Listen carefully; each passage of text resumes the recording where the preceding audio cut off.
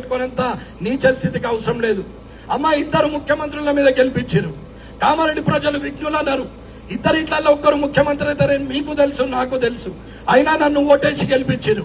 నేను గెలిచిన నుంచి గెలవక ముందు అదే కారులో ఒక్కొన్నే వచ్చిన, ఇయ్యాల కూడా నేను ఒక్కొన్నే వచ్చిన. 20 మందిని వేసుకొని 20 బండ్లు వేసుకొని వస్తేనే లీడర్ అని మీరు అనుకుంటే ఆ లీడర్షిప్ నాకు అవసరం లేదు. పొద్దున్న లేవగానే దరిద్ర ముఖాలు కనిపించేటట్టు ఫ్లెక్సీలు రోడ్ల పొంటంతా వేసుకుంటేనే లీడర్ అంటే ఆ లీడర్ నాకు అవసరం లేదు. భార్య ముఖం భర్త, భర్త ముఖం భార్య చూస్తే శుభం. పిల్లలు తల్లిదండ్రుల ముఖం చూస్తే శుభం. కుటుంబం అంతా దేవుని దగ్గరికి వస్తే శుభం. కానీ దొంగన కొడుకుల ముఖం లీడర్లకు చూస్తే ఏమొస్తుంది నాకు అర్థం కాదు. పొద్దున్న ఒకడు ఈ మూలకు మొక్కుకుంటుంటాడు, ఒకడు చెయ్యి ఊపుతాడు, ఒకడు నడుచుకుంటుంటాడు. సంక్రాంతి పండుగ శుభాకాంక్ష ఆడు ఎత్తనే మనం చేగోలు చేస్తాం, లేకుంటే చేయనే చేయం. ఆడు వినాయక చవితి శుభాకాంక్షలు భాష మాడండి పెట్టినట్టు ఏముంది. దీపావళికి పేనీలు అంతే కూర్చు, సంక్రాంతికి ముగ్గులేపిస్తే కూర్చు. అదే పని తప్ప వేరే ఆలోచనే లేదు. అమ్మా, మున్సిపల్ అంటే కోట్లు. మీకు అర్థమవుతుందా? అభివృద్ధి ఏందనేది కూడా తెలియని పరిస్థితి. 90% జనానికి 90% కూడా చదువుకున్న వాళ్ళకు కూడా మున్సిపల్ ఇంత ఉంటుందని తెలియాలనే చెప్పిన. అమ్మ, ఎవరు కోటేస్తారనేది మీ నిర్ణయం. నరేందర్కి వేసుకోరు, ఇంకోనికి వేసుకొని కానీ నిజాయితీకి ఓటేయండి.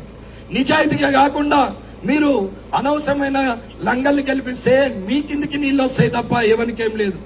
అన్న, మీరు ఓటేస్తే ఎమ్మెల్యే, మీరు ఓడగొడితే మాజీ ఎమ్మెల్యే, నాకేం పెద్ద సమస్య లేదు. నేను ఓడిపోయినా, నేను గెలిచినా, నేను పర్మనెంట్. రమణారెడ్డి పర్మనెంట్, నా క్యారెక్టర్ పర్మనెంట్, నా నిజాయితీ పర్మనెంట్. మీరు ఓటేస్తే ఎమ్మెల్యే, లేకపోతే మాజీ ఎమ్మెల్యే, కానీ నా క్యారెక్టర్ అయితే పోతుంది. అన్న, ప్రాణం ఉన్నన్ని రోజులు నిజాయితీగా ఉంటాం. తినేది లేదు, తిననిచ్చేది లేదు. ఇది కామారెడ్డి మార్పు కోసం మిమ్మల్ని కోరుకునేది. మీకు తెలవాలని చెప్తున్న లెక్కలు. ఈడ అమాయకులు ఉన్నారని నేను అనుకోవట్లేదు, అర్థమైతలేదనేది నేను అనుకోవట్లేదు. కానీ అర్థమైన అర్థం కాకుండా నాకెందుకులే అనుకునే ఒక మనస్తత్వం అందరికీ అలవాటైంది. అమ్మా, మనకే అవసరం, మందికి అవసరం లేదు. మనకే అవసరం అని చెప్తున్నాం. ఆ రోజైనా ఈ రోజైనా అదే చేస్తున్నాం. 20 బండ్లు వేసుకొని వస్తే ఒక 2 బండ్లు ముందు వస్తాయి, 2 వీడియోలు ముందు వస్తాయి. ఆడికెళ్ళి బండ్లు వస్తుంటే జూమ్ చేసి తీస్తారు. అవన్నీ వచ్చి ఆగుతాయి. బండ్లకెళ్ళి దిగుతాడు సారు.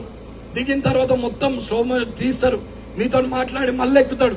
పోతా ఉంటాయి. ఇది మళ్ళా సోషల్ మీడియాలో బాలకృష్ణ సినిమాలో బాలకృష్ణ కొంచెం స్పీడ్ దిగుతారు, కానీ వీళ్ళు అంతకన్నా ఎక్కువ స్లో మోషన్ లో దిగుతారు. దానికో పాట దడు అన్నొచ్చిండు అన్న దేనికి వచ్చిండు, ఏం బీగనికి వచ్చిండు అనేది తెలియాలి కదా. ఇది కూడా అర్థం కాకుండా మరి లీడర్ గాడా, మరి రమణారెడ్డి 2 బండ్లు 40 బండ్లు వేసుకొని రారాదా? వస్తా, 20 బండ్లు వేసుకొని వస్తాన్నారు రేపటి నుంచి. కానీ 20 బండ్లలో 20,000 డీజిల్ కావాలా? 20 బండ్లలో 5 చొప్పున 10 మంది ఉంటారు, 20,000 టిఫిన్ కావాలా? మధ్యాహ్నం అన్నో మంచి నాన్ వెజ్ అన్నా నోరు అంతా సప్పగా నిన్ననే తింటాడు, మళ్ళా సప్పగా అవుతుంది. వానికి మళ్ళా 30,000 పెట్టి మళ్ళా నాన్ వెజ్ తినిపించాలా? రాత్రి అట్టికి పోయేటప్పుడు అన్న నోరెండుకపోయింది అని మళ్ళా అనగానే ఆయనకు ఒక పొడుగుది ఒకటి పొట్టిది పెట్టాలి 5 అంటే 1.5 బాటిల్. దాని వెంబడ స్నాక్స్ పెట్టాలి, చికెన్ 65. అది తిన్న తర్వాత ఎవరికల్లా 50,000. అన్న వచ్చేటప్పుడు 10 ఫ్లెక్సీలు, 10,000, 1,00,000 ఓన్ దగ్గర సంపాదించాలా? ఎవరి మీద సంపాదించాలా? మీ కావా పైసలు? మీ పైసలు కావా? మీ షాదీ ముబారక్, మీ కళ్యాణ లక్ష్మి, మీ సీఎంఆర్ఎఫ్, మీ డెత్ సర్టిఫికేట్, మీ బర్త్ సర్టిఫికేట్, మీ లేఅవుట్, మీ ఇంటి పర్మిషన్, మీ పెన్షన్, మీ రేషన్, ఇవి కావా పైసలు? ఇవిటి దగ్గర తీసుకోరా పైసలు? గట్టిగా సదావానికి 1 తాత ముత్తాతలు ఏమని ఇచ్చిండ బండ్లల్లో తిరుగుమని. ఎక్కడి పైసలు? ఇంట్లో ఫ్యామిలీ 5 కాదు, ఉద్యోగస్తులు ఒక ఊరికి పోతే ఇంకో 4 వేసుకొని షేరింగ్ చేసుకొని పోతారే. మరి దాంట్లోనే షేరింగ్ ఇలా కనపడదా? అది నా పైసా, ఇదేమో ప్రజల పైసా. ప్రజలలో నువ్వు లేవా? ఇది తెలియదా? ఇది ఆలోచించకపోతే ఎట్లా? కాబట్టి ఆలోచించుకొని నిర్ణయం తీసుకుంటారని కోరుకుంటూ ఈ అవకాశం ఇచ్చిన మీ అందరికీ ధన్యవాదాలు తెలియజేస్తూ ముగిస్తున్నాను.